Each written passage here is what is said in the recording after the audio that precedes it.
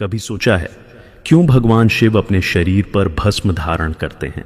वह देव जो कैलाश के शिखर पर विराजते हैं, जो तीनों लोकों के स्वामी हैं, जो स्वयं मृत्यु के भी मृत्यु हैं, वह अपने शरीर को राख से क्यों लपेटते हैं?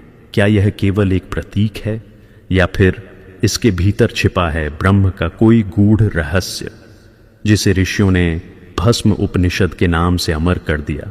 कहते हैं जब त्रिपुर दैत्य अपने अहंकार में डूब गए थे, जब तीनों लोकों में अधर्म का अंधकार फैल गया था, तब भगवान शिव ने अपने तृतीय नेत्र से तीनों पुरियों को एक ही बाण से भस्म कर दिया, और उस अग्नि से जो राख निकली वही बनी भस्म, वही बनी विभूति, और वही बनी ज्ञान की अग्नि का प्रतीक। यही भस्म बाद में भस्म उपनिषद का रहस्य बनी, एक ऐसा उपनिषद जो हमें बताता है देह नश्वर है, आत्मा अमर है। भस्म केवल राख नहीं, यह स्मरण है कि जो कुछ दिखाई दे रहा है वह एक दिन इसी राख में विलीन हो जाएगा, परंतु जो भीतर है, जो चेतना है, वह कभी नहीं मिटती। वह ही शिव है, वह ही ब्रह्म है। क्या आप जानते हैं भस्म के हर कण में छिपा है एक मंत्र, एक रहस्य? भस्म की 3 रेखाएं, जिन्हें त्रिपुंड कहा जाता है, वास्तव में तीनों गुणों का संतुलन है, सत्व, रजस और तमस। और जब कोई भक्त श्रद्धा से भस्म लगाता है तो वह केवल एक निशान नहीं बनाता, वह अपने भीतर के अहंकार को जलाता है। भस्म उपनिषद यही सिखाता है कि जब तक भीतर का मैं जल कर राख नहीं बनता, तब तक शिवत्व का अनुभव नहीं होता। जब साधक कहता है मैं यह देह नहीं, मैं आत्मा हूं, तो उसी क्षण उसका जीवन विभूति बन जाता है। तो आइए आज सनातनी इतिहास चैनल पर हम खोलेंगे भस्म उपनिषद का वह रहस्यमयी द्वार, जहां राख केवल राख नहीं बल्कि परम ज्ञान की अग्नि है, जहां मृत्यु नहीं अमृतत्व की गूंज है, और जहां शिव स्वयं हमें बताते हैं कि भस्म क्या है और इसका असली अर्थ क्या है। राख जो हमें नश्वरता की याद दिलाती है, पर उसी राख में छिपा है अमृतत्व का रहस्य। यह रहस्य पहली बार प्रकट हुआ जब भगवान शिव ने स्वयं सृष्टि को झकझोर दिया। आइए जानते हैं वह कथा जहां से भस्म उपनिषद की शुरुआत होती है। बहुत प्राचीन काल की बात है, जब यह सृष्टि अपनी प्रारंभिक अवस्था में थी, जब न समय था, न दिशा, न ही गति, केवल मौन था, केवल अस्तित्व था। तब उस मौन के भीतर एक स्पंदन हुआ। वही स्पंदन था ब्रह्म, वही था शिव, जो निराकार होते हुए भी सर्वव्यापक था। उस चेतना से जब रचना की लहर उठी, तब अग्नि, वायु, जल, पृथ्वी और आकाश, ये 5 तत्व उत्पन्न हुए। इन्हीं 5 तत्वों से यह समस्त जगत देवता, दानव और मनुष्य बने। परंतु जैसे जैसे सृष्टि बढ़ती गई, वैसे वैसे एक सूक्ष्म दोष उसमें प्रवेश कर गया, अहंकार। देवता अपने तेज पर गर्व करने लगे, दानव अपने बल पर और मनुष्य अपने ज्ञान पर। सभी भूल गए कि जो कुछ भी है वह सब उसी परम चेतना की अभिव्यक्ति है। सब यह मान बैठे कि मैं ही करता हूं, मैं ही शक्तिशाली हूं। इसी भूल से संसार का चक्र घूमने लगा। देवताओं में यह अहंकार सबसे अधिक बढ़ गया। वे अपने स्वर्गीय वैभव में डूब गए। उन्होंने सोचा कि कोई भी उन्हें पराजित नहीं कर सकता। उसी गर्व ने उन्हें त्रिपुर नाम की 3 अद्भुत पुरियां बनाने के लिए प्रेरित किया। एक पुरी सोने की थी, दूसरी चांदी की और तीसरी लोहे की। वे तीनों अपने अपने तेज और विलास में रहते थे। सोने की पुरी में देवता, चांदी की में दानव और लोहे की में मनुष्य। तीनों पुरियां सत्व, रजस और तमस के प्रतीक थीं। सत्व जहां अहंकार ज्ञान के आभास में छिपा रहता है, रजस जहां कर्म का गर्व मनुष्य को बांधता है, और तमस जहां अज्ञान सब कुछ ढंक लेता है।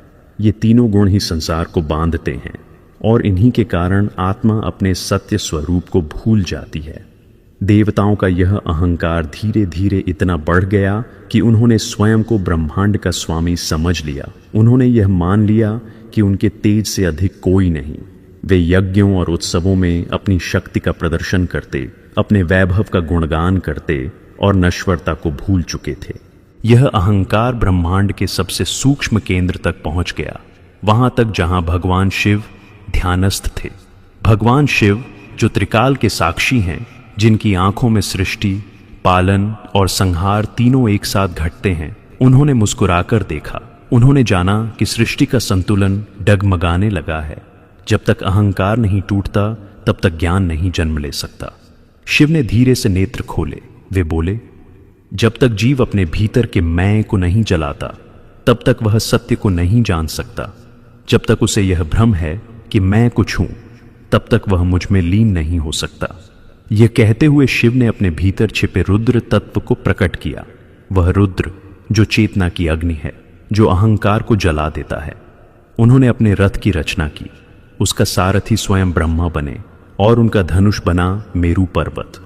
विष्णु उनके बाण बने और अग्नि उनके बाण की नोक। जब उन्होंने उस बाण को तीनों पुरियों की ओर छोड़ा तो अग्नि के प्रचंड ज्वालाओं में सोना, चांदी और लोहा सब पिघलकर एक साथ विलीन हो गए। तीनों पुरियाओं त्रिपुर भस्म बन गईं। वह दृश्य अत्यंत अद्भुत था, जैसे स्वयं सृष्टि अपने अहंकार की जड़ों को जलाकर राख बन रही हो। उस अग्नि से जो राख निकली वह साधारण राख नहीं थी, वह ज्ञान की भस्म थी जो चेतना के शुद्धतम रूप में प्रकट हुई थी। शिव ने उस भस्म को अपने शरीर पर लगाया। वे शांत हो गए। उनकी आंखें करुणा से भर गईं। उन्होंने कहा, यह भस्म मुझे स्मरण कराएगी कि सब कुछ नश्वर है। यह देह, यह शक्ति, यह तेज सब मिट जाने वाला है। केवल आत्मा अमर है। केवल वह चेतना जो कभी उत्पन्न नहीं होती, कभी नष्ट नहीं होती। जब देवताओं ने यह दृश्य देखा तो वे विस्मित रह गए। उन्होंने विनम्र होकर पूछा, प्रभो, यह कैसी भस्म है जो आपके शरीर पर शोभित है? क्या यह मात्र राख है?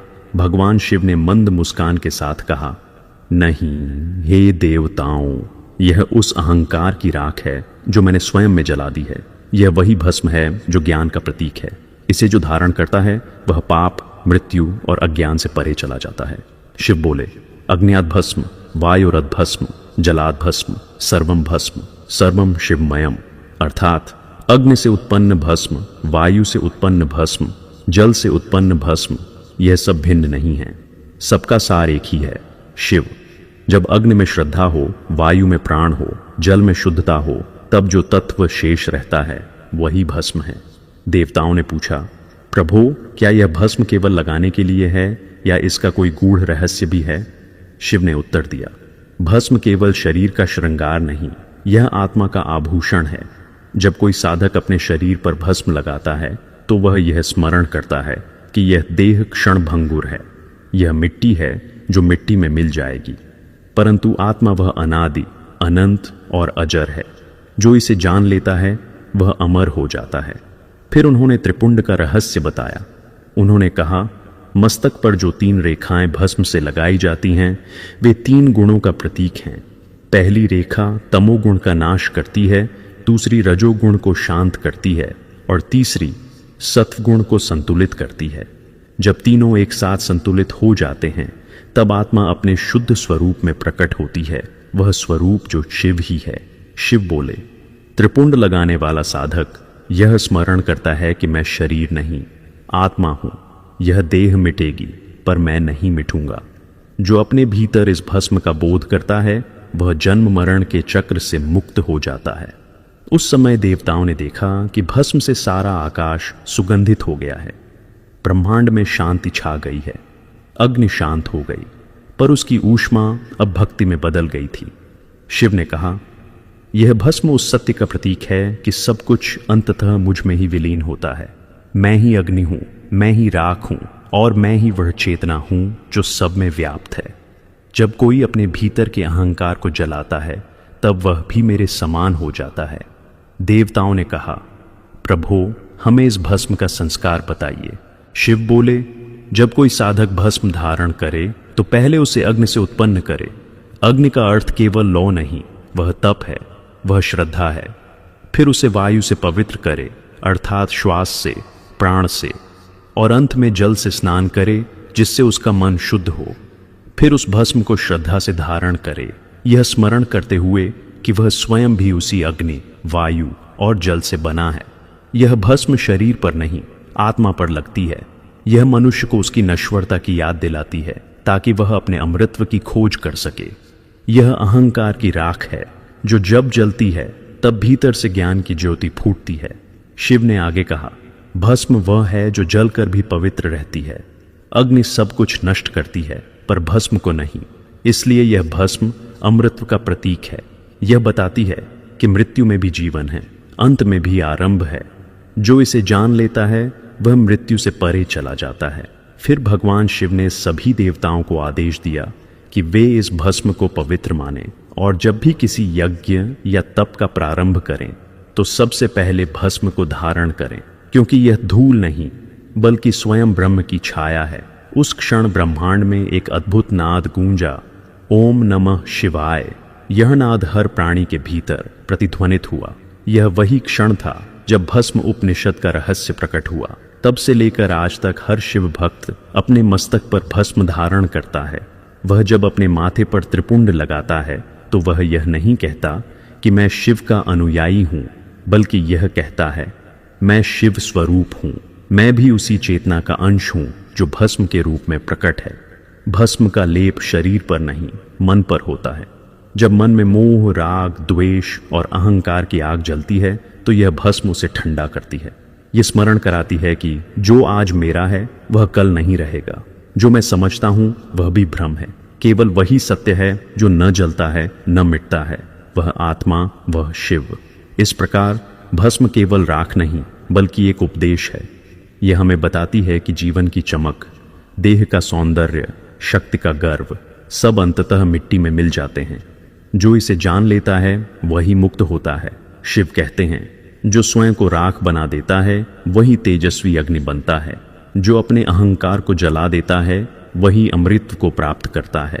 भस्म यह सिखाती है कि अंत ही आरंभ है, मृत्यु ही मुक्ति है। भस्म उपनिषद की यह कथा केवल एक पौराणिक घटना नहीं बल्कि जीवन का प्रतीक है। यह सिखाती है कि जब तक अहंकार की पुरियाएं जलती नहीं तब तक ज्ञान की भस्म नहीं बनती। जब तक मनुष्य अपने भीतर के मैं को नहीं जलाता तब तक वह शिव नहीं बनता, और जब वह जल जाता है तब केवल भस्म, केवल शिव, केवल ब्रह्म शेष रह जाता है। इसीलिए आज भी हर शिव भक्त जब अपने माथे पर भस्म लगाता है तो वह अपने भीतर के अहंकार को समर्पित करता है। वह कहता है मैं नश्वर हूं पर मेरी आत्मा अमर है। मैं देह नहीं, मैं चेतना हूं। मैं वही भस्म हूं जो शिव के शरीर पर शोभित है। इस तरह भस्म उपनिषद हमें यह सिखाता है कि जो स्वयं को मिटा देता है वही वास्तव में शिवत्व को प्राप्त करता है। वही जीवित रहते हुए मृत्यु से परे हो जाता है। वही जान लेता है कि सर्वम भस्म सर्वम शिवमयम। भगवान शिव का वह तांडव केवल पुरियों का संहार नहीं था, वह अहंकार का दहन था। और इसी दहन से जन्मा भस्म उपनिषद, जो हमें सिखाता है कि सच्ची विभूति बाहरी नहीं भीतरी होती है। आइए अब जानते हैं भस्म उपनिषद के बारे में। भस्म उपनिषद का नाम सुनते ही मन के भीतर एक पवित्र कंपन उठता है। भस्म यह शब्द साधारण नहीं है।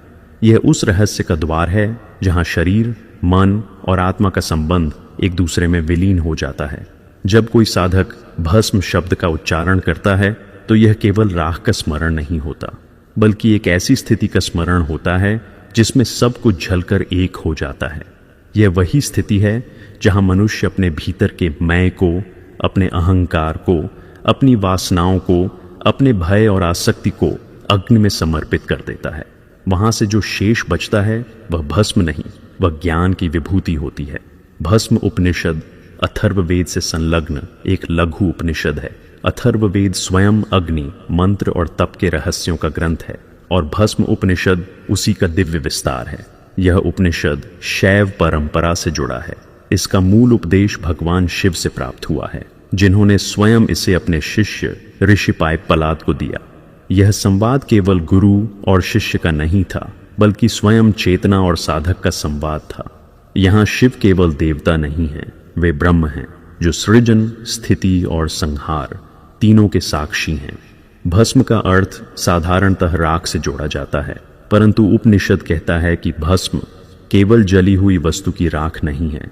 यह उस अहंकार, वासना और अज्ञान की राख है जिसे साधक ज्ञान की अग्नि में जलाकर अपने भीतर की दिव्यता प्रकट करता है। यही भस्म भगवान शंकर की विभूति बन जाती है। यही भस्म साधक की साधना का अंतिम चिन्ह बनती है। शब्द भस्म स्वयं में गूढ़ अर्थ लिए हुए है। भ का अर्थ है भव अर्थात जन्म, स का अर्थ है स्थिति अर्थात जीवन का पालन और स्थिरता, और म का अर्थ है मोक्ष अर्थात विनाश या मुक्त होना। इस प्रकार भस्म में सृष्टि के तीनों चरण समाहित हैं, सृजन, स्थिति और संहार। यह बताता है कि जो उत्पन्न होता है वह टिकता है और अंततः मिट जाता है, किंतु यह मिटना कोई दुख नहीं बल्कि मुक्त होना है, क्योंकि जब सब कुछ जल जाता है तब जो शेष रहता है वही सत्य है, वही आत्मा है, वही शिव है। भगवान शंकर जो स्वयं संहार करता है अपने शरीर पर भस्म इसलिए धारण करते हैं क्योंकि वे संसार की नश्वरता और आत्मा की अमृता के प्रतीक हैं। जब वे अपने शरीर पर भस्म लगाते हैं तो वे यह नहीं दिखाते कि उन्होंने कुछ जलाया है, बल्कि यह दिखाते हैं कि उन्होंने अपने भीतर के अहंकार को राख बना दिया है। उन्होंने सब कुछ त्याग कर केवल चेतना को स्वीकार किया है। ऋषि पिप्पलाद जब शिव के समीप पहुंचे तो उन्होंने विनम्र होकर पूछा, प्रभु, यह भस्म क्या है जिसे आप धारण करते हैं? क्या यह केवल राख है? भगवान शिव ने मुस्कुराकर कहा, नहीं हे ऋषि, यह भस्म उस ज्ञान की विभूति है जो तब प्रकट होती है जब अज्ञान की अग्नि बुझ जाती है। जब कोई साधक अपने भीतर की ज्वाला में अहंकार को जला देता है तब उससे जो राख बनती है वही भस्म है। यह भस्म ब्रह्म की प्रतीक है। यह हमें स्मरण कराती है कि यह देह नश्वर है पर आत्मा अमर है। शिव ने आगे कहा, भस्म वह है जिसमें सृष्टि का रहस्य छिपा है। यह न केवल शरीर की धूल है बल्कि यह चेतना की परिणति है। जब अग्नि किसी वस्तु को जलाती है तो वह उस वस्तु को उसके मूल तत्व में बदल देती है। उसी प्रकार जब ज्ञान की अग्नि अज्ञान को जलाती है तो वह मनुष्य को उसके मूल स्वरूप में लौटा देती है, वह स्वरूप जो शुद्ध आत्मा है। अथर्ववेद में भस्म को अग्नि का शुद्धतम परिणाम माना गया है। अग्नि सब कुछ जला सकती है, पर जो भस्म बचती है वह अग्नि से भी पवित्र मानी गई है, क्योंकि अग्नि परिवर्तन का प्रतीक है पर भस्म पूर्णता का प्रतीक है। अग्नि किसी वस्तु को उसके मूल में पहुंचाती है, पर भस्म बताती है कि अब कुछ शेष नहीं रहा। वह अंत है और साथ ही आरंभ भी। भस्म उपनिषद का शेर यही है, जो स्वयं को भस्म बना लेता है वही शिवत्व को प्राप्त करता है, क्योंकि भस्म बनने का अर्थ है अपने अहंकार को मिटा देना, अपनी अस्मिता को समाप्त करना और पूर्णतः ईश्वर में लीन हो जाना। जब तक साधक कहता है मैं हूं, तब तक वह ईश्वर से अलग है, पर जब वह कहता है सब कुछ वही है, तब वह भस्म की अवस्था में पहुंचता है। भगवान शिव ने अपने शिष्य से कहा, हे पाइपलाद, यह भस्म केवल शरीर पर लगाने की वस्तु नहीं है, यह आत्मा का प्रतीक है। इसे धारण करने वाला यह स्मरण करता है कि यह शरीर क्षण भंगुर है, यह मिट्टी है जो मिट्टी में मिल जाएगी, परंतु आत्मा न जलती है न मिटती है। जो इसे जान लेता है वह मुक्त हो जाता है। शिव ने आगे कहा, जब कोई साधक भस्म को अपने मस्तक पर लगाता है तो वह यह नहीं करता कि उसे कोई अलंकरण चाहिए, वह यह करता है कि उसे स्मरण रहे कि यह जीवन एक क्षणभंगुर ज्योति है, यह देह मिटेगी, पर वह जो इसके भीतर है वह अजर, अमर और अनंत है, वह आत्मा है, वही ब्रह्म है। भस्म की उत्पत्ति भस्म उपनिषद में गहराई से समझाई गई है। इसमें कहा गया है कि भस्म अग्नि से उत्पन्न होती है। अग्नि से उत्पन्न होने का अर्थ केवल लौ से नहीं बल्कि उस अग्नि से है जो तप, संयम और भक्ति में प्रकट होती है। साधक जब अपनी वासनाओं को, अपने मोहों को, अपने भय को इस अग्नि में डालता है तब जो शेष बचता है वही भस्म है। यही कारण है कि भस्म को ज्ञान की राख कहा गया है। अथर्ववेद में शिव के 3 रूप बताए गए हैं, सृजन, स्थिति और संहार। यह तीनों रूप भ, एस और म में समाहित हैं। भ जहाँ जीवन की लहर उठती है, एस जहाँ जीवन स्थिर होता है, जहाँ संसार चलता है, और म जहाँ सब कुछ अंततः उसी में विलीन हो जाता है। जब ये तीनों मिलते हैं तब भस्म बनता है। इसलिए भस्म केवल अंत नहीं बल्कि पूर्णता है। भगवान शंकर ने जब त्रिपुर का दहन किया तब जो राख बनी वही भस्म थी। वह भस्म केवल नष्ट वस्तुओं की राख नहीं थी, बल्कि वह उन 3 पुरियों के अहंकार की राख थी। वही भस्म शिव की देह पर शोभित हुई और तब से लेकर आज तक हर शिव भक्त अपने मस्तक पर भस्म लगाकर यह घोषणा करता है कि उसने भी अपने भीतर के अहंकार को जला दिया है। भस्म उपनिषद कहता है कि यह विभूति केवल बाहरी नहीं, यह अंतर का संस्कार है। जो साधक भस्म धारण करता है वह यह स्वीकार करता है कि वह शिव का अंश है। वह कहता है, मैं मिट्टी हूं, पर इस मिट्टी में चेतना का स्पर्श है। मैं राख हूं, पर इस राख में ब्रह्म की ज्योति है। भस्म का रहस्य त्रिपुंड से भी जुड़ा है। मस्तक पर 3 रेखाएं जो भस्म से खींची जाती हैं, वे 3 गुणों का प्रतीक हैं, तमस, रजस और सत्व। जब साधक इन तीनों को भस्म से स्पर्श करता है तो वह इनका संतुलन स्थापित करता है। पहली रेखा अंधकार का नाश करती है, दूसरी कर्म को शुद्ध करती है और तीसरी ज्ञान को स्थिर करती है। जब ये तीनों एक हो जाते हैं तब साधक त्रिपुरांतक शिव के समान हो जाता है। भस्म उपनिषद का यही गूढ़ संदेश है, भस्मम शिवम, अर्थात भस्म ही शिव है। जो भस्म को समझ लेता है वह शिव को समझ लेता है, क्योंकि भस्म में न जन्म है न मृत्यु, केवल अस्तित्व है। शिव स्वयं कहते हैं, हे पाइपलाद, यह भस्म सब कुछ है, यह ब्रह्म है। जब कोई इसे श्रद्धा से धारण करता है तो वह पाप, अज्ञान और मृत्यु से परे चला जाता है। जो इसे केवल राख समझता है वह इसके रहस्य से दूर रहता है, पर जो इसे आत्मा का प्रतीक समझता है वह अमर हो जाता है। इस उपनिषद का आध्यात्मिक संदेश अत्यंत सूक्ष्म है। यह हमें बताता है कि जब तक भीतर की वासनाएं जलती नहीं तब तक बाहर की भक्ति अधूरी है। जब तक मनुष्य अपने भीतर के मैं को नहीं जलाता तब तक वह शिव नहीं बन सकता।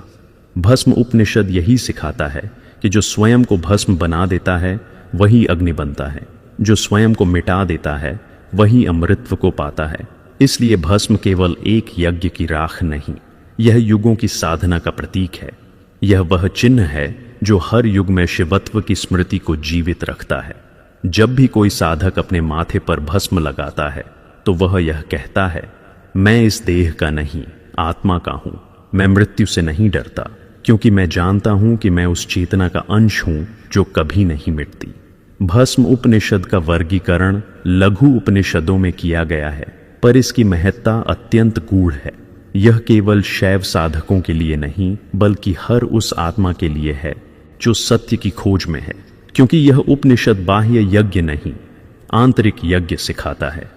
यह बताता है कि जब तक भीतर का अग्निकुंड प्रज्वलित नहीं होता तब तक भस्म नहीं बनती, और जब वह बनती है तब साधक शिव हो जाता है।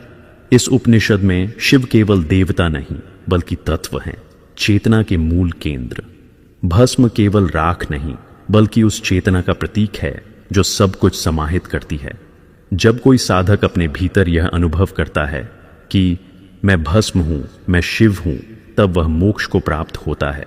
अंत में भस्म उपनिषद हमें यही सिखाता है, जो स्वयं को भस्म बना देता है वह अमर हो जाता है। जो अपने अहंकार को जलाकर राख कर देता है वह ब्रह्म स्वरूप हो जाता है। भस्म का यही रहस्य है, मरण में अमृतत्व, राख में तेज और नाश में नवजीवन। अब प्रश्न यह उठता है, जब भस्म ब्रह्म ज्ञान का प्रतीक है तो इसे धारण करने की विधि क्या है? भस्म उपनिषद स्वयं बताता है कि इसे कैसे संस्कारित कर शरीर पर लगाया जाए। जब साधक शिव की ओर चल पड़ता है तो सबसे पहले उसे अपने भीतर की अशुद्धियों को दूर करना होता है। शिव तक पहुंचने का मार्ग कोई बाहरी यात्रा नहीं बल्कि आंतरिक यज्ञ है। इस यज्ञ में कोई अग्निकुंड बाहर नहीं जलता बल्कि वह साधक के हृदय में प्रज्वलित होता है। वही यज्ञ तब पूर्ण होता है जब साधक भस्म को धारण करता है, क्योंकि भस्म केवल राख नहीं बल्कि उस अग्नि का चिन्ह है जिसमें साधक ने स्वयं को समर्पित किया है।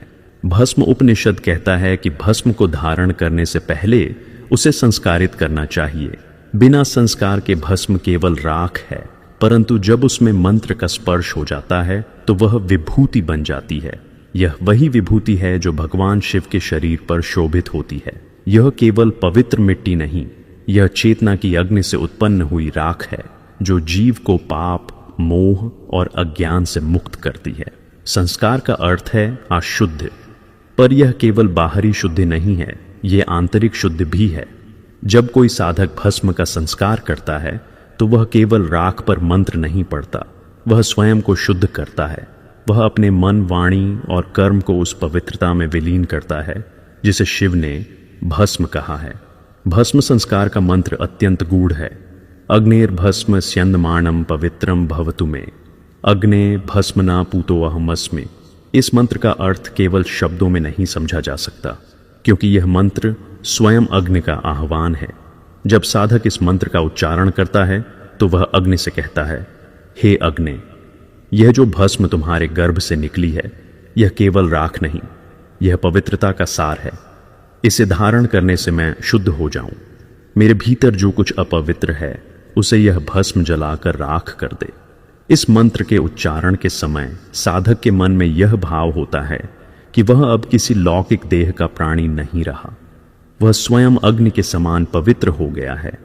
वह अपने भीतर यह अनुभव करता है कि जो भस्म उसके हाथ में है वह किसी बाहरी वस्तु की राख नहीं, बल्कि उसके अपने अज्ञान की जली हुई छाया है। संस्कार के बाद भस्म को धारण करने की विधि प्रारंभ होती है। यह केवल शरीर पर लगाई जाने वाली राख नहीं, यह एक यौगिक प्रक्रिया है।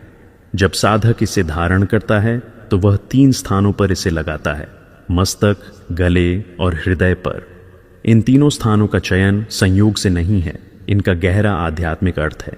मस्तक वह स्थान है जहां सहस्रार चक्र स्थित है, जहां चेतना का सर्वोच्च केंद्र होता है। जब साधक मस्तक पर भस्म लगाता है तो वह अपने विचारों, अपने अहंकार और अपने भ्रम को उस राख में समर्पित करता है। यह स्मरण कराता है कि बुद्धि भी नश्वर है। जो बुद्धि स्वयं पर गर्व करती है वह अंततः राख बन जाती है। इसीलिए मस्तक पर भस्म लगाने का अर्थ है, मैं अपनी बुद्धि को भी ईश्वर को समर्पित करता हूँ। गला वाणी का स्थान है। यह वह द्वार है जहां से शब्द निकलते हैं, जहां से मंत्र प्रकट होते हैं। जब साधक गले पर भस्म लगाता है तो वह यह प्रतिज्ञा करता है कि उसकी वाणी अब असत्य नहीं बोलेगी। अब उसके शब्द केवल सत्य, शिव और कल्याण के लिए होंगे। यह भस्म उसकी वाणी को पवित्र करती है। इसलिए कहा गया है वाणी ब्रह्म रूपिणी। और तीसरा स्थान है हृदय। हृदय वह केंद्र है जहां प्रेम, करुणा, भय और मोह सभी रहते हैं। जब साधक हृदय पर भस्म लगाता है तो वह अपने सारे राग, द्वेष, आसक्ति और भय को जला देता है। वह कहता है, अब मेरा हृदय केवल भक्ति का पात्र रहेगा, इसमें कोई वासना, कोई द्वेष नहीं बचेगा। यह हृदय अब शिव का आसन है। इन तीनों स्थानों पर भस्म लगाने के समय 3 पवित्र मंत्र बोले जाते हैं। अग्न्यात भस्म, वायुरद भस्म, जल्लाद भस्म। ये 3 मंत्र केवल शब्द नहीं हैं, यह 3 तत्वों का आह्वान है। ये मंत्र ब्रह्मांड के 3 आधार हैं, अग्नि, वायु और जल। पहला मंत्र अग्न्यात भस्म, अर्थात अग्नि से उत्पन्न भस्म। अग्नि वह तत्व है जो सब कुछ बदल देता है। वह नष्ट नहीं करती, वह रूपांतरित करती है। अग्नि अज्ञान को जलाकर ज्ञान बनाती है, अंधकार को मिटाकर ज्योति बनाती है। जब साधक यह मंत्र बोलता है तो वह अपने भीतर की अग्नि को जागृत करता है। वह यह कहता है, हे अग्नि, मेरे भीतर जो आलस्य, भय और मोह हैं उन्हें तू जला दे। मुझे ऐसा बना दे कि मैं तेरे समान तेजस्वी हो जाऊं। दूसरा मंत्र वायुरद भस्म। वायु का अर्थ केवल सांस नहीं बल्कि प्राण है। वायु वह तत्व है जो जीवन देता है, जो गति देता है। जब साधक यह मंत्र उच्चारित करता है तो वह यह कहता है, हे प्राणदेव, तू मुझे जीवन दे, पर ऐसा जीवन जो केवल सांसों तक सीमित न हो बल्कि जो चेतना का अनुभव कराए। मेरी हर सांस भक्ति बने, हर श्वास नाम बने और हर निश्वास समर्पण बने। वायु की भस्म जीवन का प्रतीक है। यह स्मरण कराती है कि जीवन केवल भोग के लिए नहीं बल्कि ईश्वर के लिए है। तीसरा मंत्र जलाद भस्म। जल वह तत्व है जो शांति देता है। जल अग्नि को संतुलित करता है, वायु को ठहराव देता है। जल का स्वभाव है स्वच्छ करना, स्निग्ध बनाना, जीवन देना। जब साधक यह मंत्र बोलता है तो वह यह प्रार्थना करता है, हे जल, जैसे तू सबको शांत करता है वैसे मेरे भीतर की अशांति को शांत कर दे। जैसे तू सबको जीवन देता है वैसे मेरे मन को भी भक्ति का जीवन दे। मेरी भस्म तेरे समान शीतल हो, जो केवल बाहर नहीं भीतर भी शुद्ध कर दे। इन तीनों मंत्रों का एक साथ उच्चारण केवल एक संस्कार नहीं बल्कि एक साधना है, क्योंकि अग्नि, वायु और जल ये तीनों मिलकर ही सृष्टि को संभालते हैं। जब साधक इन तीनों का आह्वान करता है तो वह सृष्टि के मूल तत्वों से जुड़ता है।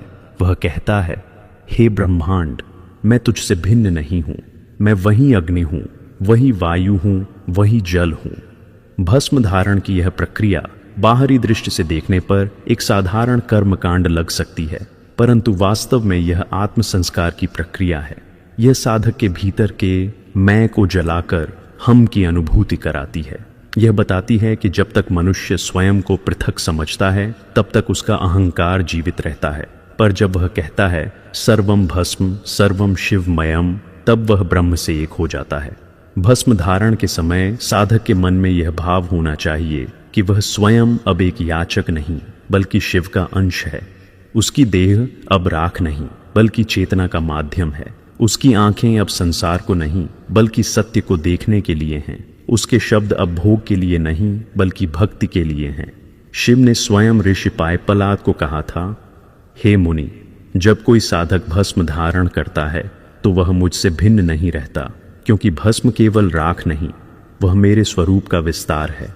जो इसे श्रद्धा से लगाता है वह मुझ में लीन हो जाता है। इसलिए भस्म धारण करते समय केवल शरीर पर लेप न करें बल्कि मन पर भी करें। जब भस्म मस्तक पर लगे तो यह सोचना चाहिए कि अब मेरा अहंकार मिट गया। जब गले पर लगे तो यह संकल्प लेना चाहिए कि अब मेरी वाणी केवल सत्य बोलेगी। जब हृदय पर लगे तो यह अनुभव करना चाहिए कि अब मेरा हृदय केवल प्रेम, करुणा और भक्ति से भरा रहेगा। यही भस्म का सच्चा संस्कार है। भस्म उपनिषद कहता है कि भस्म वह है जो सब कुछ जला देती है पर स्वयं नहीं जलती। यही आत्मा का स्वभाव है। जब साधक यह समझ लेता है तो उसे कोई भय नहीं रहता, क्योंकि उसे ज्ञात हो जाता है कि वह भी भस्म के समान है, जो सब कुछ मिटा सकता है पर स्वयं अविनाशी है। भस्म की यह विधि इसलिए नहीं दी गई कि लोग केवल शरीर पर कुछ लगाएं, बल्कि इसलिए दी गई कि वे अपने भीतर उस चेतना को जागृत करें जो शिव ने अनुभव की थी। यह केवल एक संस्कार नहीं, यह आत्मज्ञान की दीक्षा है। जो इसे समझ लेता है वह जान लेता है कि भस्म ही ब्रह्म है, ब्रह्म ही शिव है और शिव ही मैं हूँ। भस्म धारण के बाद जब साधक दर्पण में अपना प्रतिबिंब देखता है तो उसे अपने चेहरे पर राख नहीं दिखनी चाहिए बल्कि शिव का तेज दिखना चाहिए, क्योंकि अब वह केवल एक साधक नहीं बल्कि भस्म का प्रतीक बन गया है। इस प्रकार भस्म धारण की यह विधि केवल कर्म नहीं बल्कि मुक्ति का द्वार है। जो इसे श्रद्धा, भक्ति और समर्पण से करता है उसके भीतर से अज्ञान की रात समाप्त हो जाती है। वह जान लेता है कि सृष्टि का हर कण उसी भस्म से बना है और उसी में विलीन हो जाएगा। और जब साधक इस सत्य को अनुभव कर लेता है तब उसके जीवन में केवल एक ही मंत्र रह जाता है, सर्वम भस्म सर्वम शिवमयम। पर भस्म का धारण केवल एक कर्म नहीं है। जब साधक इसे 3 रेखाओं के रूप में लगाता है तो हर रेखा अपने भीतर एक गहरा अर्थ छिपाए होती है। आइए जानते हैं त्रिपुंड की इन 3 रेखाओं का रहस्य क्या है। जब कोई शिव भक्त अपने मस्तक पर भस्म से त्रिपुंड अंकित करता है तो वह केवल एक प्रतीक नहीं बनाता, वह अपने भीतर एक ब्रह्ममय सत्य को प्रकट करता है। यह केवल 3 रेखाएं नहीं हैं बल्कि ये 3 मार्ग हैं, 3 अवस्थाएं हैं, 3 ज्योतियां हैं जो मनुष्य को अंधकार से प्रकाश की ओर ले जाती हैं। यह 3 रेखाएं उस साधक के मस्तक पर नहीं, उसके अंतकरण पर अंकित होती हैं। ये केवल भस्म की रेखाएं नहीं, ये शिव की स्मृति है। उस स्मृति की जहां सृष्टि का आरंभ, उसका विस्तार और उसका विलय सब एक साथ घटित होते हैं। भस्म उपनिषद में इन 3 रेखाओं का रहस्य अत्यंत सूक्ष्मता से बताया गया है। वहां कहा गया है कि त्रिपुंड की 3 रेखाएं वास्तव में 3 गुणों का प्रतीक हैं, तमोगुण, रजोगुण और सत्वगुण। यही तीनों गुण सृष्टि को बांधते हैं और यही तीनों शिव की लीला के उपकरण हैं। जब ये तीनों संतुलन में रहते हैं तब ब्रह्मांड चलता है, जब इनमें असंतुलन होता है तब विनाश होता है, और जब ये तीनों पूरी तरह लीन हो जाते हैं तब केवल शिव शेष रहते हैं, त्रिगुणातीत, निर्गुण, निराकार। पहली रेखा तमोगुण की है। तमस का अर्थ है अंधकार, अज्ञान, आलस्य, जड़ता और मोह। यह वह स्थिति है जिसमें मनुष्य सत्य को देख नहीं पाता। तमस केवल बाहरी अंधकार नहीं है, यह भीतर का अंधापन है। यह वह स्थिति है जब आत्मा देह में फंस जाती है, जब चेतना इंद्रियों की दास बन जाती है। यही वह बंधन है जो मनुष्य को संसार के चक्र में घुमाता रहता है। जब साधक अपने मस्तक पर पहली रेखा खींचता है तो वह इस तमस को मिटाने का संकल्प करता है। वह भस्म की उस पहली रेखा से कहता है, हे शिव, मेरे भीतर जो अंधकार है उसे मिटा दो, मेरे ज्ञान पर जो आवरण है उसे हटा दो, मेरी आंखों से वह पर्दा उठा दो जो मुझे सत्य देखने नहीं देता। यह रेखा अज्ञान के अंत की घोषणा है। यह बताती है कि अब साधक सोया नहीं है, अब वह जाग गया है। उसने अपने भीतर की नींद, आलस्य और मोह को राख बना दिया है। तमस के नाश का अर्थ केवल जागरूक होना नहीं, बल्कि स्वयं को बदल देना है। जब साधक यह रेखा बनाता है तो उसके भीतर एक अग्नि प्रज्वलित होती है। वह अपने भीतर से वह सब जला देता है जो उसे बांधता है, भय, शंका, ईर्ष्या, असत्य, आलस्य। वह अपनी जड़ता को समाप्त करता है और चेतना को जगाता है। यही कारण है कि शिव को जागृत कहा गया है, जो सदा सचेत है। दूसरी रेखा रजोगुण की है। रजोगुण गति का प्रतीक है, क्रिया का प्रतीक है। यह इच्छा, कर्म, आकांक्षा और प्रयास का रूप है। रजस वह शक्ति है जो सृष्टि को चलाती है, पर यही रजस मनुष्य को बांध भी देता है, क्योंकि जब इच्छा अत्यधिक बढ़ जाती है तो वह बंधन बन जाती है। रजोगुण हमें कर्मशील बनाता है, पर साथ ही हमें कर्म फल के मोह में बांध देता है। जब साधक दूसरी रेखा बनाता है तो वह यह संकल्प करता है कि अब वह कर्म तो करेगा, पर कर्म का फल ईश्वर को समर्पित करेगा। वह यह मान लेता है कि वह केवल उपकरण है, कर्ता नहीं। यह रेखा उस क्षण की है जब साधक कहता है, हे प्रभु, अब मैं नहीं कर रहा, तू कर रहा है। यही वह क्षण है जब कर्म योग ज्ञान योग में बदल जाता है। रजोगुण का शमन तभी संभव है जब मनुष्य अपनी इच्छाओं को पहचान ले, जब वह यह समझ ले कि इच्छा का कोई अंत नहीं। एक इच्छा पूरी होती है तो दूसरी जन्म लेती है। यह अंतहीन चक्र उसे शांति नहीं देता। इसलिए दूसरी रेखा साधक को यह स्मरण कराती है कि सच्चा सुख इच्छा पूरी होने में नहीं, बल्कि इच्छा से परे होने में है। जब वह यह समझ लेता है तो उसके भीतर एक गहरी शांति उतरती है। तब उसके कर्म भक्ति बन जाते हैं और उसकी आकांक्षाएं समर्पण में बदल जाती हैं। भस्म की यह दूसरी रेखा केवल रजोगुण के शमन का प्रतीक नहीं, यह संसार में रहते हुए भी संसार से परे होने की स्थिति का प्रतीक है। जैसे कमल जल में रहकर भी उससे अछूता रहता है, वैसे ही साधक कर्म करता है पर उसमें आसक्त नहीं होता। वह जानता है कि कर्म उसका धर्म है, पर उसका स्वामित्व नहीं। यही अवस्था शिव की है, जो सृष्टि के कर्ता हैं पर बंधे नहीं हैं। तीसरी रेखा सत्व गुण की है। सत्व का अर्थ है शुद्धता, ज्ञान और संतुलन। यह वह गुण है जो प्रकाश देता है। जब तमस और रजस शांत हो जाते हैं तब सत्व प्रकट होता है। यही वह स्थिति है जहां मन शांत होता है और आत्मा ब्रह्म को अनुभव करती है। सत्व गुण वह द्वार है जो मनुष्य को ब्रह्म की ओर ले जाता है। जब साधक तीसरी रेखा बनाता है तो वह यह अनुभव करता है कि अब उसके भीतर न अंधकार है न गति का बंधन, अब केवल शांति है। अब उसकी चेतना स्फटिक की तरह पारदर्शी हो गई है। अब उसमें कोई विकार नहीं। अब वह सब कुछ देख रहा है पर किसी से जुड़ा नहीं। यही अवस्था स्थित प्रज्ञता की है। यही वह क्षण है जब साधक ब्रह्म में स्थित होता है, न किसी से जुड़ता है न किसी से अलग होता है। भस्म उपनिषद कहता है कि जब यह तीसरी रेखा पूर्ण हो जाती है तब साधक सत्व में नहीं रुकता, बल्कि उससे भी ऊपर उठता है। वह त्रिगुणातीत हो जाता है, वह जो तमस, रजस और सत्व तीनों से परे है। यही अवस्था शिव की है। शिव तीनों गुणों के धारक हैं, पर उनसे बंधे नहीं। वे सृष्टि को बनाते हैं, चलाते हैं और संहार करते हैं, पर वे स्वयं निर्गुण हैं। तीनों रेखाओं का मिलन यही सिखाता है कि जीवन का उद्देश्य किसी एक गुण को अपनाना नहीं, बल्कि तीनों को समझकर उनसे ऊपर उठना है। तमस हमें स्थिरता देता है, रजस हमें गति देता है, सत्व हमें प्रकाश देता है। पर मुक्ति तब मिलती है जब हम तीनों के साक्षी बन जाते हैं। जब साधक यह देख लेता है कि ये तीनों केवल खेल हैं, तब वह स्वयं शिव बन जाता है। त्रिपुंड की यह तीन रेखाएं एक साधक के लिए मानो तीन पायदाने हैं। पहली पर वह अंधकार से निकलता है, दूसरी पर वह कर्म से मुक्त होता है और तीसरी पर वह ज्ञान में स्थिर हो जाता है। और जब वह इन तीनों को पार कर लेता है तो वह त्रिगुणातीत शिव की अवस्था को प्राप्त करता है, जहां न कर्म है, न भोग, न बंधन, न मुक्ति। वहां केवल शांति है, केवल साक्षी भाव है। त्रिपुंड केवल माथे की शोभा नहीं है, यह साधना की परिणति है। जब शिव अपने मस्तक पर त्रिपुंड धारण करते हैं तो वे हमें यह सिखाते हैं कि आत्मा को उसके मूल स्वरूप तक पहुंचने के लिए इन तीनों अवस्थाओं से गुजरना होता है। जो केवल एक रेखा देखता है वह बाहरी रूप देखता है, पर जो तीनों के अर्थ को समझता है वह जान लेता है कि यह रेखाएं नहीं बल्कि ब्रह्म के तीन स्वरूप हैं। पहली रेखा अंधकार का अंत है, मृत्युंजय की शुरुआत। दूसरी रेखा कर्म बंधन से मुक्ति है, योगेश्वर की पहचान।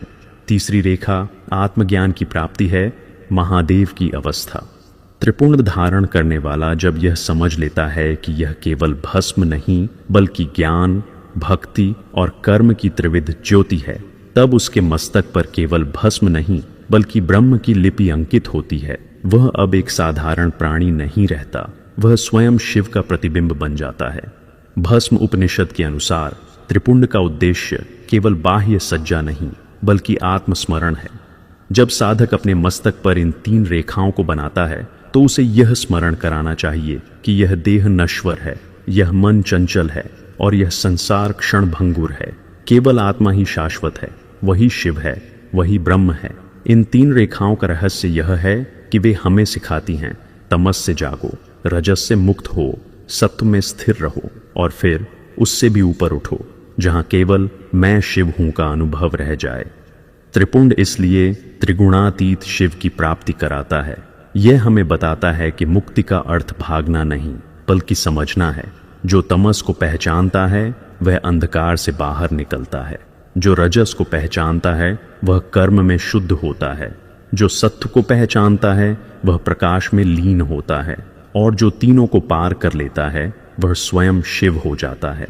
जब कोई शिव भक्त त्रिपुंड लगाता है तो वह वास्तव में यह कह रहा होता है, मैंने अंधकार को जला दिया, मैंने कर्म का भार उतार दिया, मैंने ज्ञान का प्रकाश पा लिया, अब मैं त्रिगुणातीत हूं, अब मैं शिव हूं। यही त्रिपुंड का गूढ़ रहस्य है। ये केवल तीन रेखाएं नहीं बल्कि तीन द्वार हैं जो साधक को उसके सत्य स्वरूप तक ले जाते हैं। जो इन द्वारों से पार चला जाता है वह अमृतत्व को प्राप्त करता है। भस्म उपनिषद के इस उपदेश में समग्र योग निहित है, ज्ञान का, कर्म का और भक्ति का। तीनों मिलकर ही साधक को पूर्ण बनाते हैं। यही त्रिपुंड का सत्य है, यही शिव का विज्ञान है।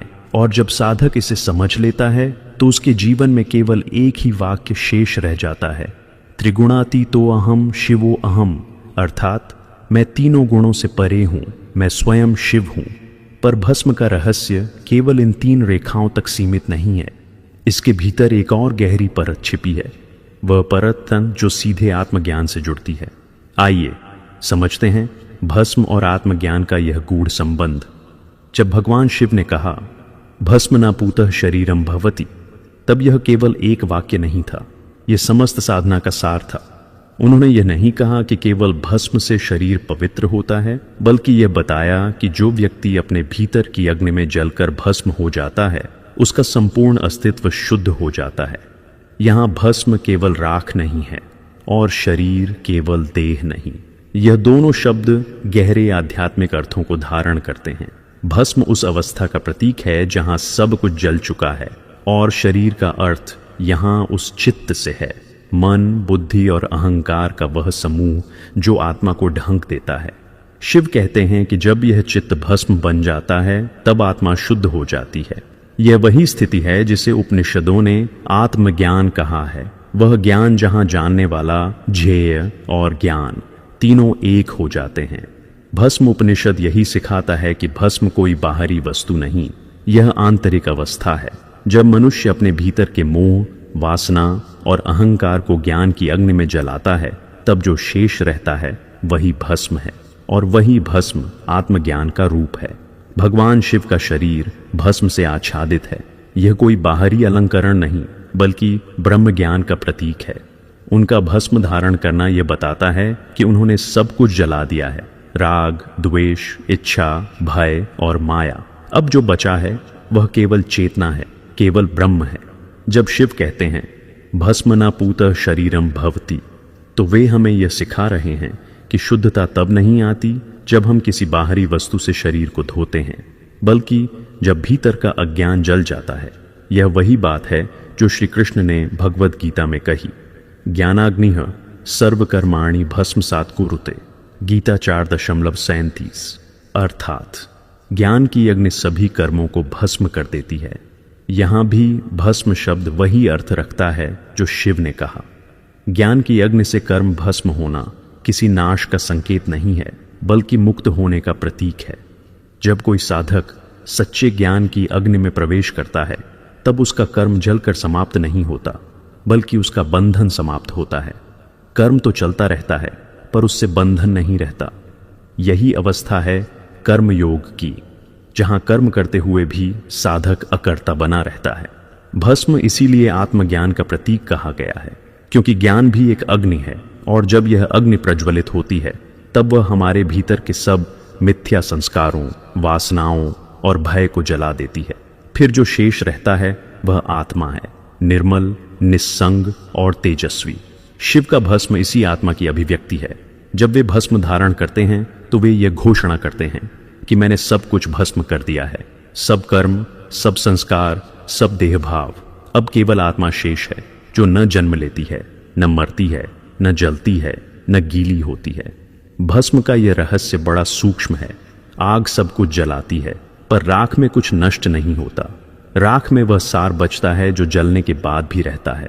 उसी प्रकार जब साधक अपने जीवन की वासनाओं, रागों और भ्रमों को जला देता है, तब जो शेष रहता है वह उसका आत्मस्वरूप है। वह आत्मस्वरूप भस्म की तरह शुद्ध, निर्विकार और स्थिर होता है।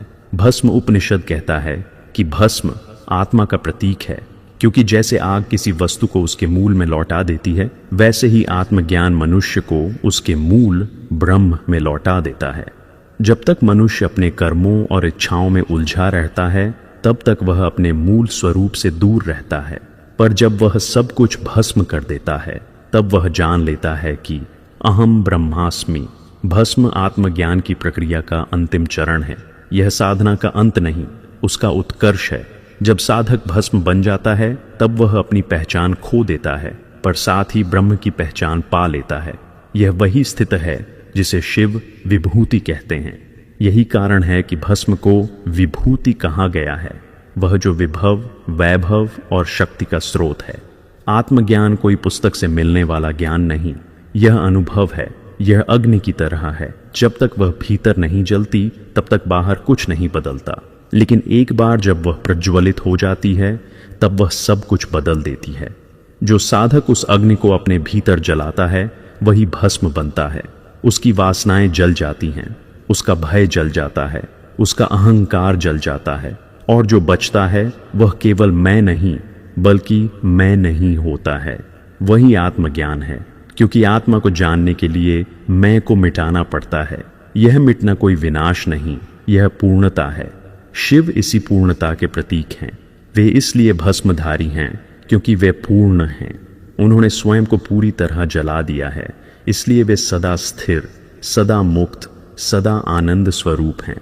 भस्म उपनिषद के ऋषि पाइपलाद जब शिव से पूछते हैं, प्रभो यह भस्म धारण करने का क्या अर्थ है, तो शिव उत्तर देते हैं, यह केवल राख नहीं है, यह उस ज्ञान की भस्म है जो सब कुछ जलाकर शेष रह जाती है। इसे धारण करने वाला यह स्मरण करता है कि मैं न देह हूं, न मन, न इंद्रिय, न कर्म, मैं केवल आत्मा हूं। आत्मज्ञान का यही चरम रूप है। जब मनुष्य जान लेता है कि जो कुछ वह समझता था वह सब असत्य था, केवल आत्मा ही सत्य है। यह जानना केवल बुद्धि से नहीं होता, इसके लिए भीतर की अग्नि में जलना पड़ता है। इस अग्नि में तपना पड़ता है, त्याग करना पड़ता है। यही तप जब पूर्ण होता है, तब भस्म बनती है। इसलिए कहा गया है, भस्म आत्मज्ञान की देह है। यह भस्म वही राख है जो ज्ञान की अग्नि के बाद बचती है। जब तक साधक के भीतर अज्ञान का धुआं है, तब तक वह सत्य को नहीं देख सकता। पर जब सब कुछ जलकर शांत हो जाता है, तब वह देखता है कि उसके भीतर जो ज्योति जल रही है वही ब्रह्म है। शिव का यह भस्म धारण उसी ज्ञान का स्मरण है। वह केवल अपने शरीर पर नहीं, संपूर्ण सृष्टि पर भस्म लगाते हैं। वे कह रहे हैं, यह संसार भी भस्म है, जो उत्पन्न हुआ वह मिटेगा, पर वह चेतना जो सब में है वह कभी नहीं मिटेगी। यह भस्म आत्मा की उस अवस्था का प्रतीक है जहां सब कुछ एक हो जाता है। वहां कोई द्वंद्व नहीं, कोई भय नहीं, केवल शांति है। वही शांति आत्मज्ञान की पहचान है।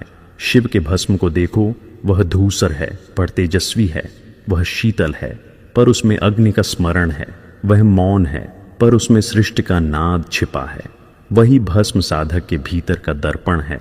जब वह उसे धारण करता है तो वह केवल बाहरी प्रतीक नहीं अपनाता, वह अपने भीतर उस अवस्था को बुलाता है जिसमें वह स्वयं भस्म हो चुका है।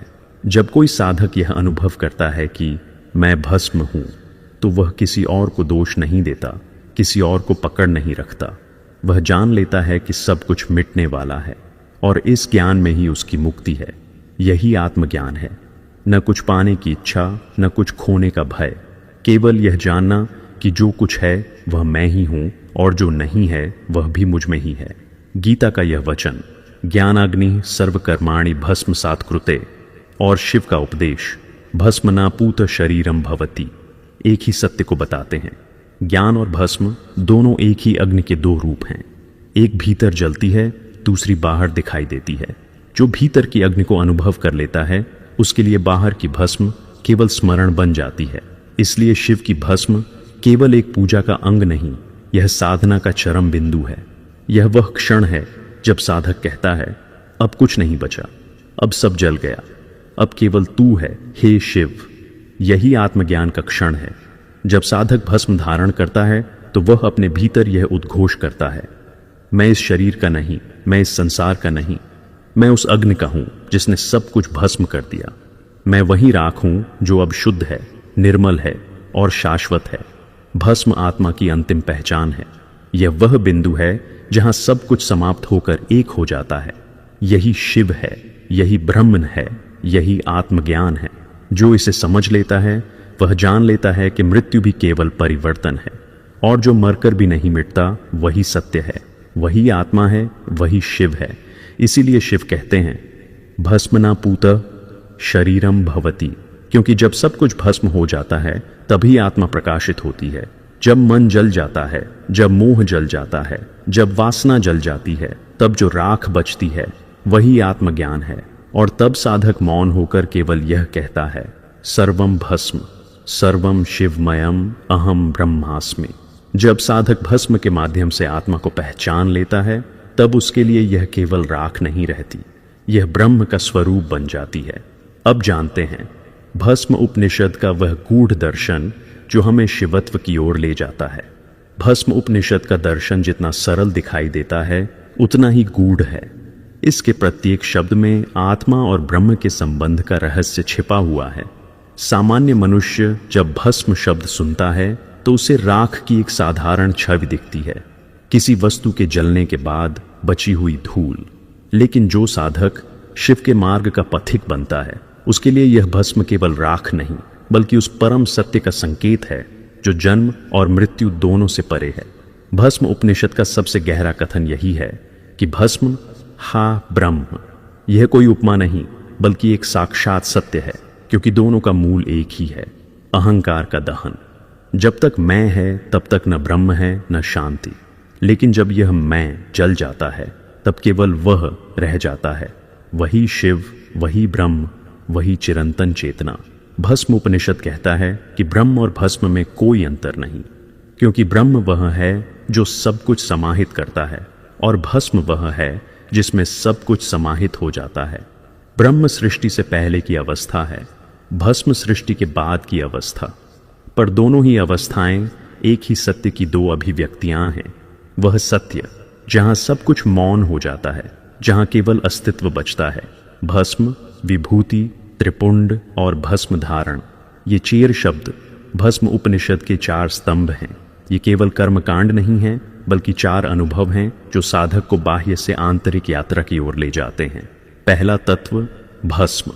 भौतिक दृष्टि से भस्म का अर्थ है राख, वह जो किसी वस्तु के जल जाने के बाद बचती है, लेकिन आध्यात्मिक दृष्टि से भस्म का अर्थ है अहंकार का अंत। अहंकार ही वह आवरण है जो आत्मा और ब्रह्म के बीच खड़ा है।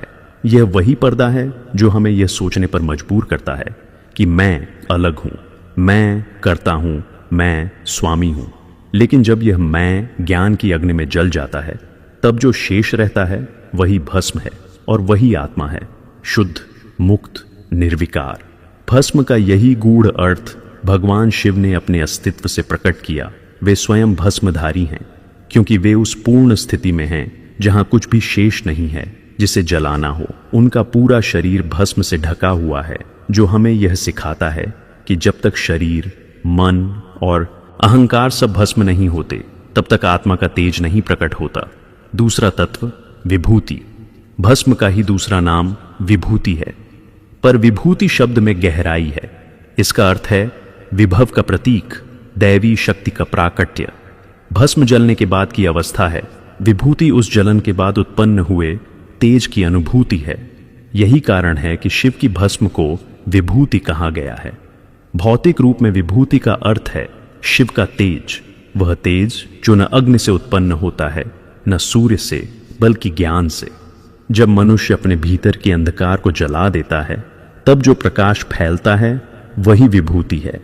आध्यात्मिक अर्थ में विभूति आत्मा की पहचान है, क्योंकि जब साधक अपने भीतर के तमस को मिटा देता है, तब उसकी आत्मा उसी प्रकार दीप्त हो जाती है जैसे सूर्य बादलों से निकलकर चमकता है। विभूति का धारण करना शिवत्व की अनुभूति का प्रतीक है। जब कोई साधक अपने माथे पर विभूति लगाता है, तो वह यह नहीं कहता कि मैं शिव का भक्त हूं, बल्कि वह यह कहता है कि मैं भी शिव के समान हूं, क्योंकि मैंने भी अपने भीतर के अहंकार को भस्म कर दिया है। यही आत्मज्ञान की सर्वोच्च स्थिति है, जब भक्त और भगवान में कोई भेद नहीं रह जाता। तीसरा तत्व त्रिपुंड। भस्म उपनिषद के अनुसार त्रिपुंड वह दिव्य लिपि है जो साधक के माथे पर नहीं, उसके चित्त पर लिखी जाती है। मस्तक पर अंकित 3 रेखाएं केवल भस्म की नहीं, तीनों गुणों की प्रतीक हैं, तमस, रजस और सत्व। भौतिक रूप में त्रिपुंड 3 सफेद रेखाओं के रूप में दिखता है, जो शिव की भक्ति और वैराग्य का चिन्ह है। लेकिन इसके भीतर का अर्थ इससे कहीं गहरा है। पहली रेखा तमोगुण का अंत करती है, दूसरी रजोगुण को शांत करती है और तीसरी सत्वगुण को संतुलित करती है। तमस मिटता है जब अज्ञान जलता है, रजस शांत होता है जब इच्छा समाप्त होती है, सत्व स्थिर होता है जब आत्मा ब्रह्म में स्थित होती है। त्रिपुंड का उद्देश्य इन तीनों को मिटाना नहीं, बल्कि संतुलन स्थापित करना है, क्योंकि शिव स्वयं त्रिगुणात्मक होकर भी त्रिगुणातीत हैं। वे इन तीनों से खेलते हैं, पर इनमें बंधते नहीं। साधक जब त्रिपुंड बनाता है, तो वह अपने भीतर भी यही संतुलन स्थापित करता है। वह कहता है, अब मुझ में न अंधकार का भार है, न इच्छा की लहर है, न ज्ञान का अहंकार है। अब मैं केवल साक्षी हूं। और चौथा तत्व भस्म धारण। भौतिक रूप में भस्म धारण का अर्थ है राख लगाना, लेकिन आत्मिक अर्थ में यह आत्मस्मरण करना है। यह याद करना कि यह देह मिटने वाली है, पर आत्मा अमर है। यह स्मरण करना कि जो उत्पन्न हुआ है वह नष्ट होगा और जो कभी उत्पन्न नहीं हुआ वही शाश्वत है। जब साधक भस्म धारण करता है, तो वह मृत्यु को स्मरण करता है, पर भय से नहीं, बल्कि ज्ञान से। वह जानता है कि मृत्यु अंत नहीं, परिवर्तन है। भस्म धारण करना यह स्वीकार करना है कि मैं मिट्टी नहीं, चेतना हूं, मैं नश्वर नहीं, अमर हूं। भस्म उपनिषद का यह दर्शन हमें यह सिखाता है कि संसार की हर वस्तु भस्म है। जो आज जीवित है वह कल राख बनेगा, लेकिन उस राख में जो तत्व है वह कभी नहीं मिटता। वही आत्मा है, वही ब्रह्म है। इस प्रकार भस्म केवल अंत का प्रतीक नहीं, आरंभ का भी प्रतीक है, क्योंकि जब सब कुछ भस्म हो जाता है तभी ब्रह्म प्रकट होता है। जब साधक अपने भीतर के अहंकार को जला देता है, तब वही भस्म ब्रह्म बन जाती है। इसलिए कहा गया भस्म शास्त ब्रह्म। भस्म की यही गूढ़ता है कि यह हमें नाश में अमृतत्व का दर्शन कराती है। यह हमें सिखाती है कि मिटना कोई हानि नहीं, बल्कि मुक्ति है। जैसे दीपक जलकर स्वयं को समाप्त करता है, पर अपने प्रकाश से अंधकार को मिटा देता है, वैसे ही साधक अपने अहंकार को जला देता है, पर अपने ज्ञान से अज्ञान को समाप्त करता है। भस्म उपनिषद का यह दर्शन शिव की उस अवस्था को प्रकट करता है जहां वे सृष्टि के केंद्र में रहते हुए भी उससे अलग हैं। वे न सृजन से बंधे हैं न संहार से, वे केवल साक्षी हैं।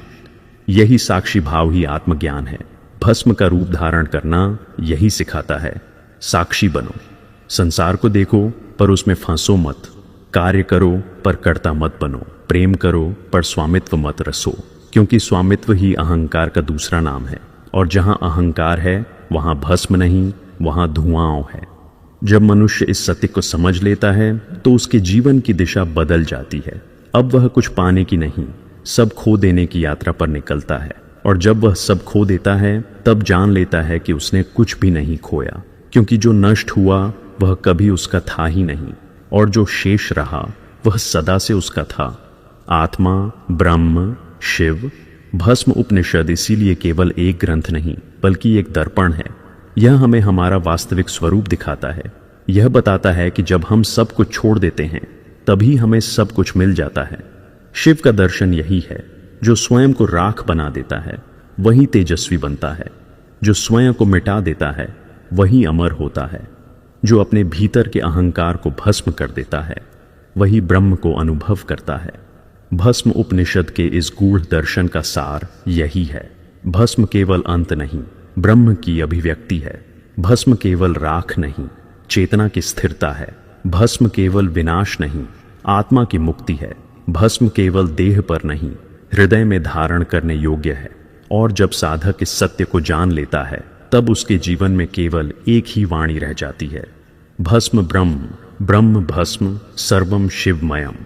भस्म उपनिषद का यह दर्शन केवल विचार नहीं बल्कि उन मंत्रों में संजोया गया है जिनसे स्वयं ब्रह्म की वाणी झलकती है।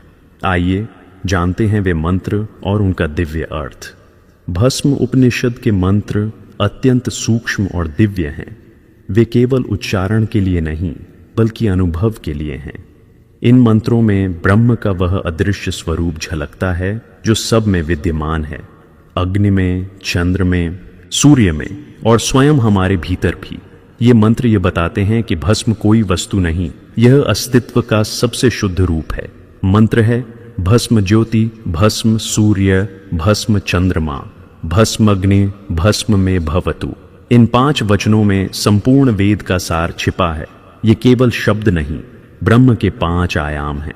जब कोई साधक इन्हें श्रद्धा और भाव से जपता है तो वह अपने भीतर उस अग्नि को जागृत करता है जो उसे अज्ञान से मुक्त कर देती है। पहला वाक्य भस्म ज्योति, इसका अर्थ है भस्म ही ज्योति है। यहाँ ज्योति केवल प्रकाश नहीं है बल्कि वह चेतना है जो सब में विद्यमान है। जैसे सूर्य अपनी किरणों से अंधकार को मिटाता है, वैसे ही भस्म अपने अस्तित्व से अज्ञान को समाप्त करती है। भस्म कोई अंधकार का प्रतीक नहीं बल्कि उस प्रकाश की परिणति है जो सब कुछ जलाने के बाद भी स्वयं शुद्ध बना रहता है। जब कोई वस्तु अग्नि में जलती है तो वह अपनी भौतिकता खो देती है, परंतु उसका सार भस्म के रूप में शेष रहता है। यही सार ज्योति का प्रतीक है, वह जो जलने के बाद भी नष्ट नहीं होता बल्कि और अधिक पवित्र हो जाता है। इसीलिए भस्म को ज्योति कहा गया है। यह ज्योति आत्मा की है जो न जन्म लेती है, न मरती है, न किसी से दूषित होती है। जब साधक अपने भीतर इस भस्म ज्योति का अनुभव करता है तो उसे किसी बाहरी दीपक की आवश्यकता नहीं रहती, उसकी आत्मा स्वयं प्रकाश बन जाती है। दूसरा वाक्य भस्म सूर्य, भस्म ही सूर्य है। सूर्य जगत का स्रोत है, जीवन का आधार है। वह सबको तेज देता है पर स्वयं कभी अंधकार में नहीं जाता। उसी प्रकार भस्म भी तेज का प्रतीक है। भस्म किसी वस्तु के अंत का नहीं बल्कि उसके रूपांतरण का प्रतीक है। भस्म सूर्य होने का अर्थ यह है कि यह सृष्टि के प्रत्येक तत्व में तेज का रूप है। जब हम भस्म को अपने मस्तक पर लगाते हैं तो हम सूर्य की उस आंतरिक ऊष्मा को अपने भीतर धारण करते हैं। वह ऊष्मा जो हमें आलस्य से मुक्त करती है, जो हमारे जीवन में ऊर्जा और जागृति भरती है। सूर्य आत्मा का प्रतीक है और भस्म उसी आत्मा का प्रकट रूप है। सूर्य का प्रकाश बाहर फैलता है जबकि भस्म का प्रकाश भीतर फैलता है। जो सूर्य संसार को प्रकाशित करता है वही भस्म आत्मा को प्रकाशित करती है। इसलिए कहा गया है भस्म सूर्य, अर्थात जो अपने भीतर की भस्म ज्योति को पहचान लेता है वह अपने भीतर का सूर्य देख लेता है। तीसरा वाक्य, भस्म चंद्रमा। भस्म ही चंद्रमा है। चंद्र शीतलता का प्रतीक है, करुणा का प्रतीक है, शांति का प्रतीक है। जहाँ सूर्य ऊष्मा है वहाँ चंद्रमा शीतलता है। सूर्य जागृति देता है, चंद्र शांति देता है। शिव के मस्तक पर भी चंद्रमा सुशोभित है, क्योंकि वे उस पूर्ण अवस्था में हैं जहाँ तेज और शीतलता दोनों एक साथ संतुलित हैं। भस्म को चंद्रमा कहा गया है क्योंकि यह भी शीतलता देता है। जो व्यक्ति भीतर की वासनाओं की आग में जलता है उसके मन को भस्म की स्मृति शांत करती है। यह स्मरण कराती है कि सब कुछ नश्वर है, सब मिटने वाला है। यह ज्ञान मन में वैराग्य लाता है और वैराग्य ही शांति देता है। इसलिए भस्म चंद्रमा के समान शीतल है। ये ताप नहीं देती बल्कि उस ताप को शांत करती है जो मनुष्य के भीतर इच्छाओं के रूप में जलता रहता है। जब कोई साधक भस्म चंद्रमा का जप करता है तो वह अपने भीतर की विक्षिप्तता को स्थिर करता है। उसका मन शांत होता है और वह अपने भीतर के शिव का अनुभव करता है जो सदा स्थिर, सदा शीतल, सदा साक्षी हैं। चौथा वाक्य, भस्म अग्नि। भस्म ही अग्नि है। यह वाक्य सबसे रहस्यमय है क्योंकि यहाँ अग्नि और भस्म दोनों एक दूसरे के प्रतीक बन गए हैं। सामान्यतः हम सोचते हैं कि अग्नि जलाती है और भस्म जलने के बाद शेष रहती है, परंतु उपनिषद कहता है नहीं, भस्म ही अग्नि है, क्योंकि भस्म वही है जो सब कुछ जला सकती है। अहंकार, वासना, अज्ञान। भस्म केवल परिणाम नहीं, कारण भी है। भस्म अग्नि का स्थिर रूप है और अग्नि भस्म का गतिशील रूप। दोनों एक ही चेतना के दो पहलू हैं। एक में गति है, दूसरे में स्थिरता। जब साधक भस्मग्नि का ध्यान करता है तो वह अपने भीतर उस शाश्वत अग्नि को अनुभव करता है जो सदा जलती रहती है पर कभी भस्म नहीं होती। यही अग्नि ज्ञानाग्नि है जिसे गीता में कहा गया, ज्ञानाग्नि सर्वकर्माणि भस्मसात् कृते, अर्थात यह ज्ञान की अग्नि सभी कर्मों को भस्म कर देती है। यही ज्ञान की अग्नि शिव के भीतर सदा प्रज्वलित है और उसी का स्थिर रूप भस्म है। और अंत में आता है भस्म में भवतु। यह प्रार्थना है, यह समर्पण है। अर्थ, हे प्रभु, भस्म मेरा स्वरूप बन जाए, मैं भस्म बन जाऊं, मैं स्वयं को जलाकर शुद्ध कर दूं। यह वाक्य केवल मंत्र नहीं बल्कि एक साधक का अंतिम प्रण है। जब कोई यह कहता है भस्म में भवतु तो वह यह नहीं मांगता कि उसे राख मिले, बल्कि यह मांगता है कि उसे आत्मा का ज्ञान मिले। भस्म बन जाना का अर्थ है अपने भीतर की सभी सीमाओं को जलाकर पार कर जाना। यह वही स्थिति है जहां मनुष्य मृत्यु से परे हो जाता है, क्योंकि अब उसके भीतर जलने को कुछ नहीं बचा। अब वह केवल साक्षी है, केवल चेतना है। इन 5 वचनों का सार यही है, भस्म सर्वव्यापक है। यह केवल किसी यज्ञ की राख नहीं, यह सूर्य का तेज है, चंद्र की शीतलता है, अग्नि की शक्ति है और आत्मा की ज्योति है। भस्म ही ब्रह्म का रूप है, क्योंकि भस्म की तरह ही ब्रह्म सब कुछ समेट लेता है और फिर भी शुद्ध बना रहता है। भस्म का यह दर्शन यह सिखाता है कि जला देना कोई विनाश नहीं बल्कि पुनर्जन्म है। जैसे बीज मिट्टी में दबकर सड़ता है और फिर अंकुर बनकर जन्म लेता है, वैसे ही जब हमारा अहंकार भस्म हो जाता है तब हमारी आत्मा ब्रह्म में खिलती है। भगवान शिव का संपूर्ण स्वरूप ही इन मंत्रों की व्याख्या है। वे स्वयं भस्म ज्योतिः हैं, क्योंकि उनका शरीर उस चेतना की ज्योति से दीप्त है जो सब में व्याप्त है। वे भस्म सूर्य हैं, क्योंकि वे समस्त सृष्टि के ऊर्जा स्रोत हैं। वे भस्म चंद्रमा हैं, क्योंकि वे करुणा और शांति के सागर हैं।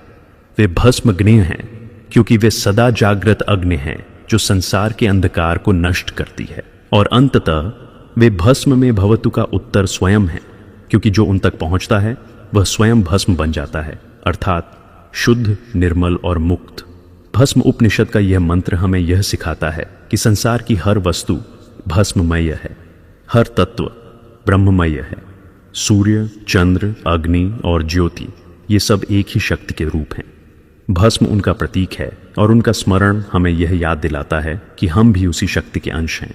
इसलिए जब शिव भक्त अपने माथे पर भस्म लगाता है और यह मंत्र जपता है, भस्म ज्योतिर, भस्म सूर्य, भस्म चंद्रमा, भस्म अग्निर, भस्म में भवतु, तो वह केवल एक परंपरा का पालन नहीं करता, वह ब्रह्म के साथ एकाकार होता है।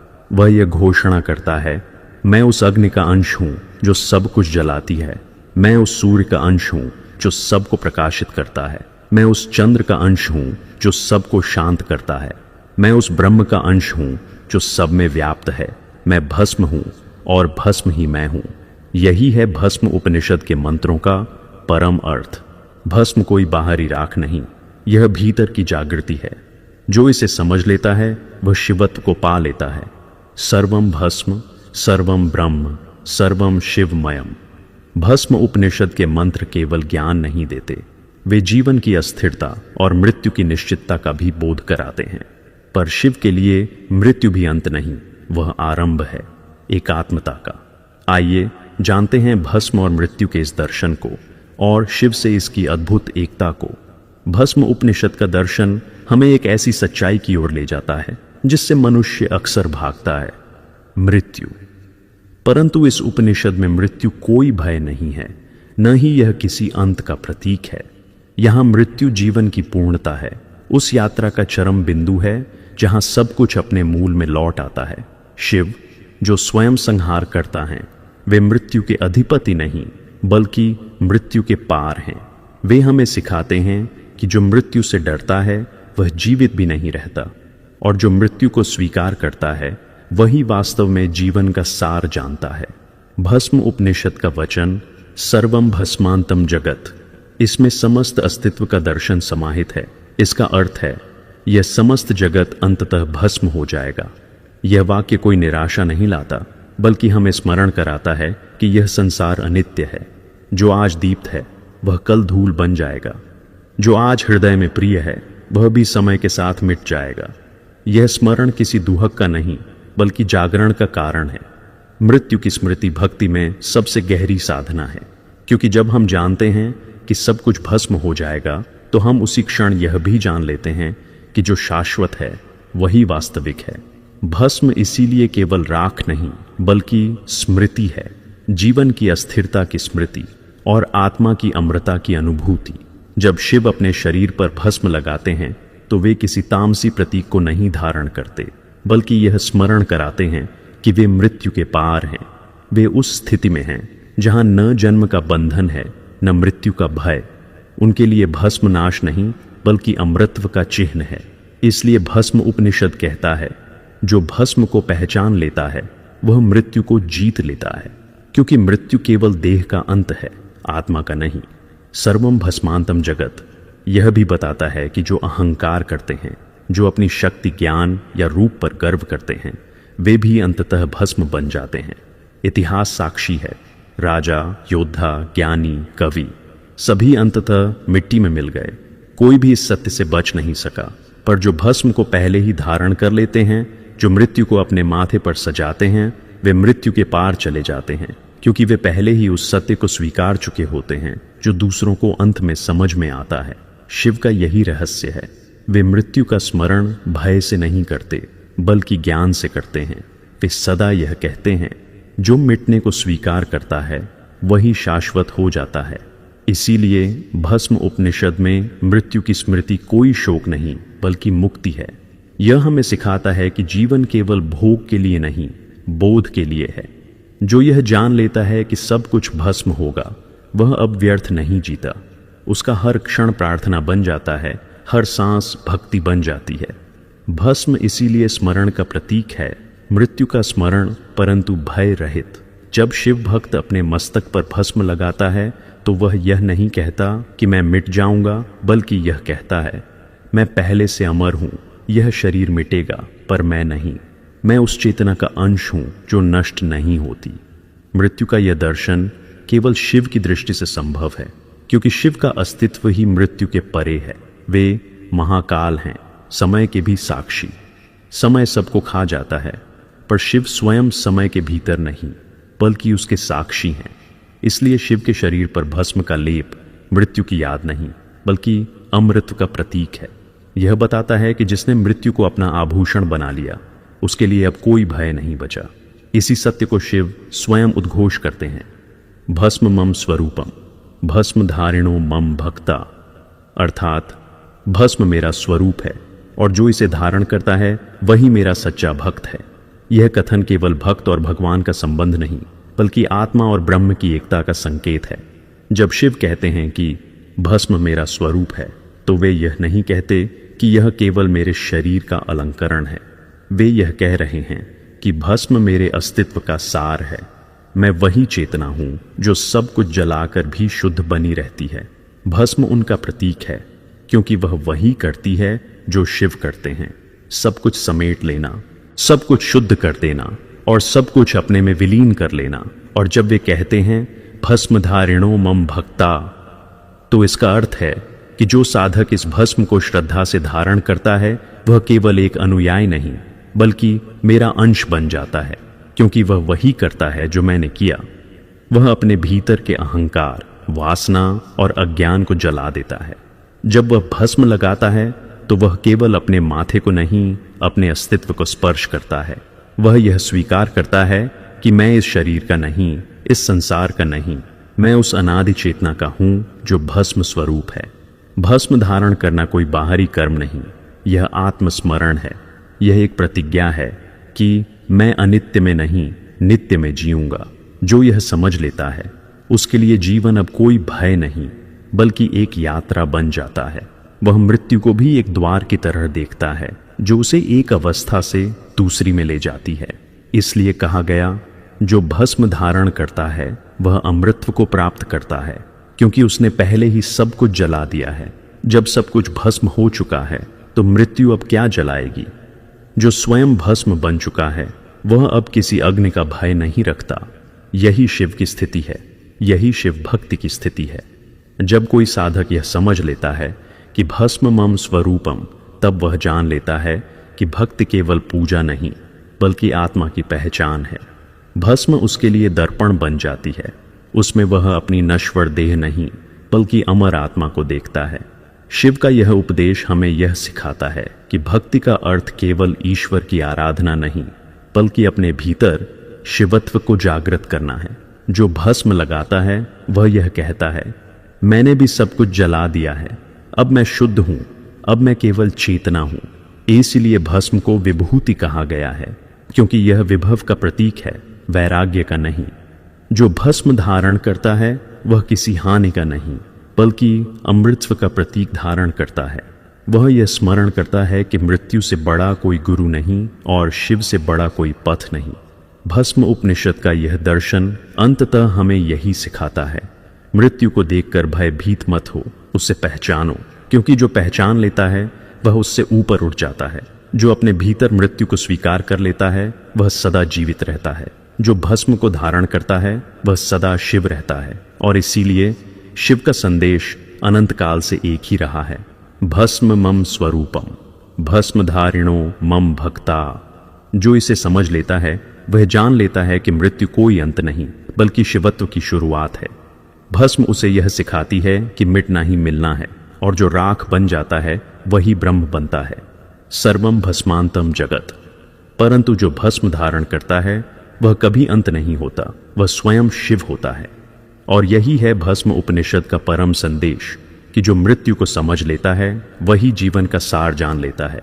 अब इस ज्ञान का समापन नहीं बल्कि आरंभ है, शिवत्व की ओर फैला कदम। भस्म उपनिषद की यात्रा यहीं समाप्त होती दिखती है, पर वास्तव में यह अंत नहीं, यह शुरुआत है। क्योंकि जब साधक इस सत्य को समझ लेता है कि मैं यह शरीर नहीं, मैं आत्मा हूं, तब वह वही बन जाता है जो शिव हैं, जो अजर हैं, जो अमर हैं। भस्म हमें याद दिलाती है कि यह देह नश्वर है, यह जीवन क्षणभंगुर है, पर जो भीतर है वह अनादि है, अविनाशी है। और जब यह ज्ञान हृदय में उतरता है तब मृत्यु भी भय नहीं देती बल्कि मुक्ति बन जाती है। भस्म उपनिषद हमें यह सिखाता है कि सच्ची विभूति माथे पर नहीं, मन के भीतर जलाई जाती है, जहां अहंकार, वासना और अज्ञान ज्ञान की अग्नि में भस्म हो जाते हैं। और जब वह भीतर का मैं जल जाता है तब शेष रहता है केवल शिवत्व। भस्म उपनिषद का सार यही है, भस्म केवल राख नहीं, वह ब्रह्म की स्मृति है। यह हमें यह अनुभव कराती है कि अंततः सब कुछ उसी में विलीन होता है, भस्म भी, मैं भी और यह सारा संसार भी। तो जब अगली बार आप भस्म या विभूति लगाएं तो केवल परंपरा न निभाए, एक स्मृति जागृत करे। वह स्मृति जो कहती है, मैं नश्वर नहीं, मैं शाश्वत हूँ, मैं केवल देह नहीं, मैं ही शिव हूँ।